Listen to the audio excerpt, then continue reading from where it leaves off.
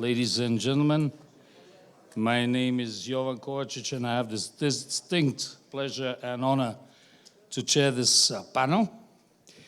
The title of the panel is Where is Europe Heading to? Brexit versus Western Balkans. Of course, the Brexit, I think there's not a person in the world that hasn't heard of that. How do you call it? It's not a name, it's not an expression, it's not a coinage. It's a catastrophe, another word. Following the European Parliament elections, a few political cycles are now open. Despite the reforms achieved, there is a significant degree of economic divergence and rising inequalities. Although defeated at the recent elections, populism is still very much alive and impacts on the EU agenda. The migration issue is still a clear and present danger. Relations with the US are on a downward curve.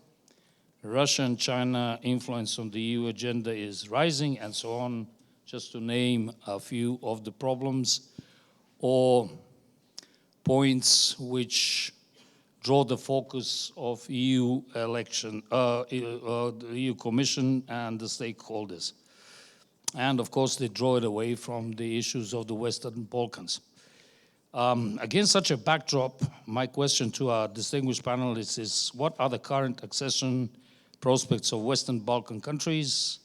What are the challenges and pitfalls to be faced before 2020, end of 2020?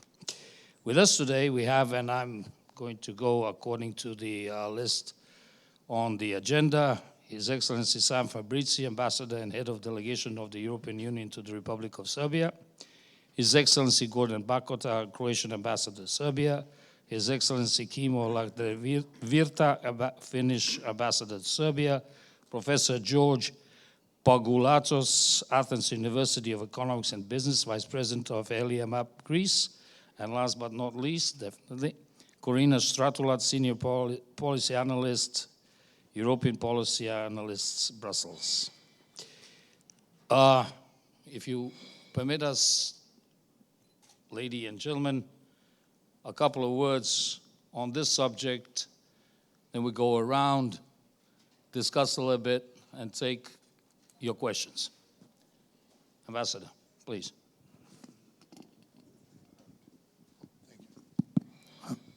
Well, and thank you very much, and good evening to all of you. It's a pleasure to be this afternoon. I think it's my third participation in this forum.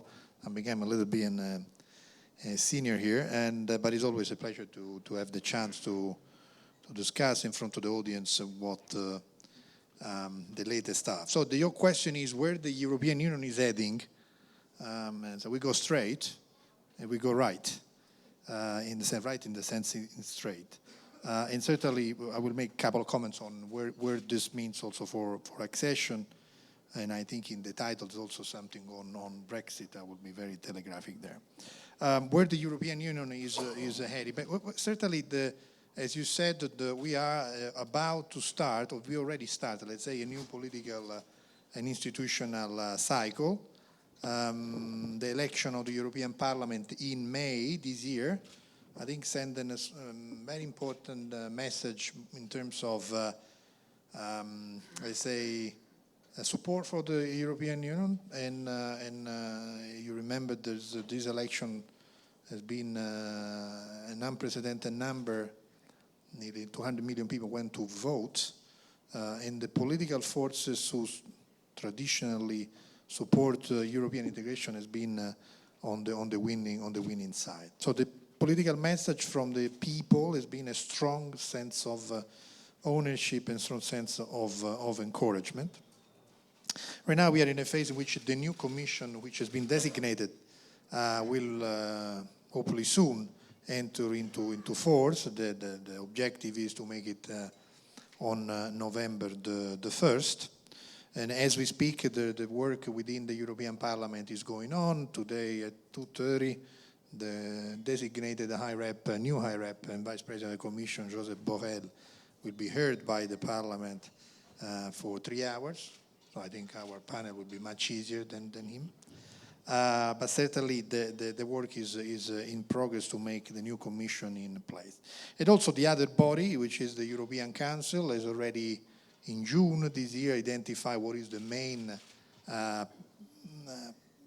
objective of the new cycle for the European Council as well. So basically it's a vibrant economy, a Europe which protects, a Europe that stands high in terms of values of interest in the world, and the idea, the ambition to create a climate neutral continent. So if you look at the next week, there will be the European Council, which will be the last council under this Commission, and there will be also this handover to the new.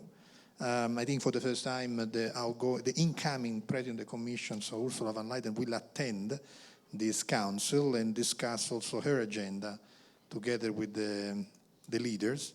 And I see, this is my almost the end of my first point, so there's a strong element of determination in put forward the European Union agenda. There's a lot of reform that need to be completed on economy, the banking union, the integration, monetary and economic integration. There's a work need to be done on migration. There's a lot of work to be done, but certainly there's quite a strong convergence among the different players on what need to be done. Of course, this is the European politics, if you want to say so. But if you also look at the European economy, the data are encouraging. In 2018, the EU growth by 1.9%. Is not an extraordinary growth, but is a solid growth, especially if you consider the baseline. Unemployment went down. I think we, on average, right now we are between 6 and 8%. Of course, the disparities within countries and disparity within countries, but certainly the number of unemployment are encouraging. And certainly there's an ambition to do a lot. And certainly if you listen also to European Parliament, who will have a determinant voice in defining the MFF, which is the multi-annual financial framework, which is the budget of the European Union. There's a strong determination to finance a policy which will make economic inclusive growth, will tackle the climate issues, they will tackle the Green Deal, digitalization, Europe in the world, and so on and so forth. So I think the machine is really impatient, if you want to say so, to start the new European cycle. If I look at the accession and the enlargement, which is probably what is most interesting for this audience, I would say this element of continuity between the two political cycle is there. I would say it's a continuity for commitment. It's not continuity as a business as usual. And I think some of you who have had the chance to read also the letter the last week, the fourth president, so Juncker, Sassoli, with the President of the European Parliament, the President of Tusk, President of the European Council, and the new President of the European Commission, they made a very strong plea for the opening the accession with North Macedonia and Albania. I think it's an unprecedented political push in which the four leaders, they are telling to the member state and of course to the countries in question, it's time to open negotiation accession. Of course, it's not an opening unconditional. He said the letter is public, it's been published, said the enlargement won't happen overnight. There's a lot of reform, everybody do. But certainly this is a strong political signal that Brussels is sending to the rest of the capital in saying that enlargement should not only continue, but right now should be open also with other two countries in addition to Serbia and Montenegro, was already started.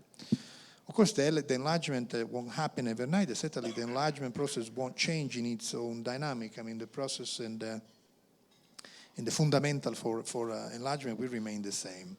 Quality of reform, conditionality, and merit-based exercise. So to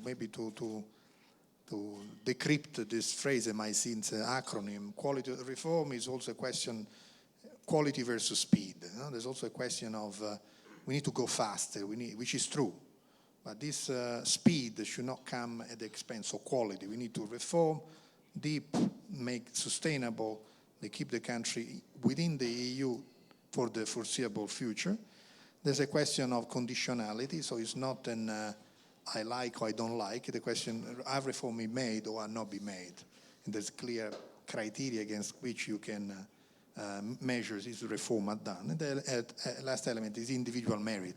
So we look at the region of the Western Balkans as a region, but of course each of the country, each of the partners has its own merit approach. So that's why we already opened with Serbia and Montenegro. We hope to open with North Macedonia, Albania, and considering that the conditions are now in place. So Europe, the accession, if I go quickly to Serbia, we have made, the Commission has made a clear, detailed assessment of the status of the advancement of reform. It's an exercise we do every year. Our report, published in May, you find everything there. And certainly for this economic audience, it's important to mark that certainly our our assessment on the economic reform is a positive one. The macroeconomic stability seems to be is in place. Growth is picking up. Exports are increasing, and FDI are increasing. Of course, within this element, there's a number of sub-elements to need to take in consideration. But certainly, when we look compared to the other big area of work, which is the rule of law, we see certainly the economic reform in a much more advanced status. And this growth, especially the economic growth, it is a result of reform. It's not a growth that comes from nowhere. And now, in our understanding, it is reform come because of the EU accession. So it's a correlation, a quite close correlation between reform and pro-EU reform. But certainly the message is to continue to do this reform. I mean, we are not, Serbia has not completed the reform process that need to be done. But certainly this growth also is not a sort of a delay growth. It's a reform that is producing result. And if the data can be called and the data can be used, I think the data tell us an interesting element. If you look on trade, and we have the 2018 data, 65% of Serbian trade, overall Serbia trade, is with the EU. And if I want to make a breakdown, Serbia exported to the EU 10.9 billion euro and imported 13.2 billion euro. So it's an average of around 24 billion euro. As I said, 65% of Serbian trade. And if you look at the trade pattern of Serbia, you see that Serbia has tripled its export in the last 10 years in the EU because of the reform. And because also the institutional framework we have there, the stabilization and association agreement. The second trade partner is 1/10 of what the EU does with the European Union, just to give some magnitude.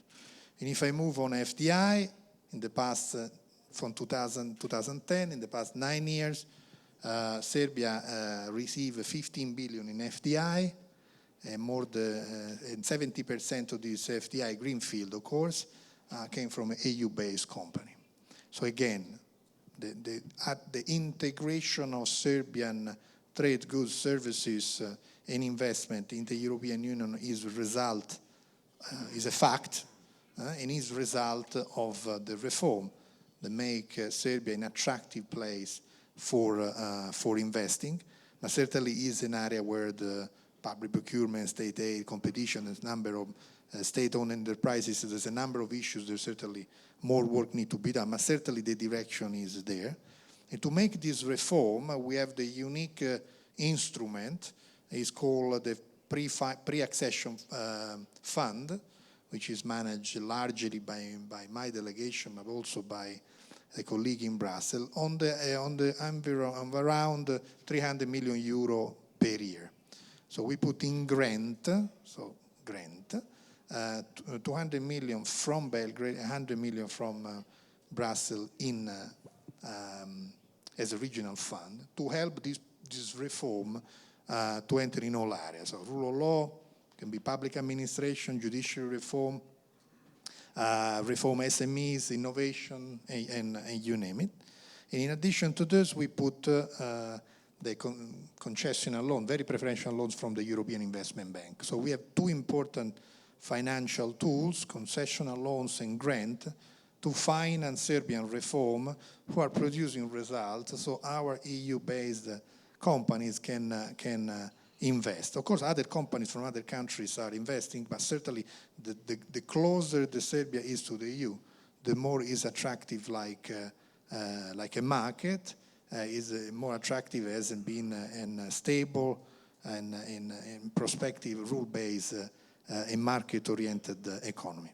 Last point, you ask on Brexit, there's really Brexit versus Western Balkans. Of course, there are two different apple and pear, two completely different issues.